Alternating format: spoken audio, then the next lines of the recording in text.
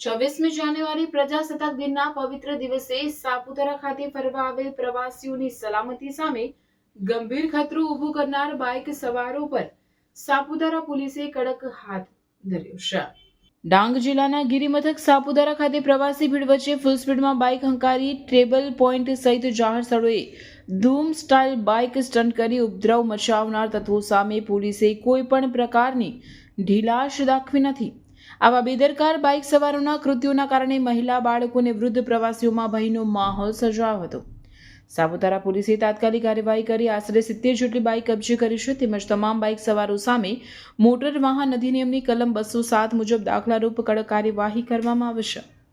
પોલીસે સ્પષ્ટ સંદેશ આપ્યો છે કે પ્રવાસન સ્થળે કાયદો હાથમાં લઈ જાહેર સલામતીને જોખમમાં મૂકનાર કોઈપણ તત્વોને કોઈપણ સંજોગોમાં માફ કરવામાં નહીં આવે.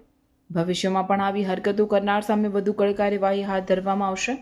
પ્રજાસત્તાક દિવસ જેવા રાષ્ટ્રીય પર્વ પર કાયદા વ્યવસ્થાનો ભંગ કરનાર અસામાજિક તત્વો સામે ડાંગ સાપુતારા પોલીસની આ કાર્યવાહી પ્રશંસનીય છે. રિપોર્ટર રમેશ મહાલા, ડાંગ.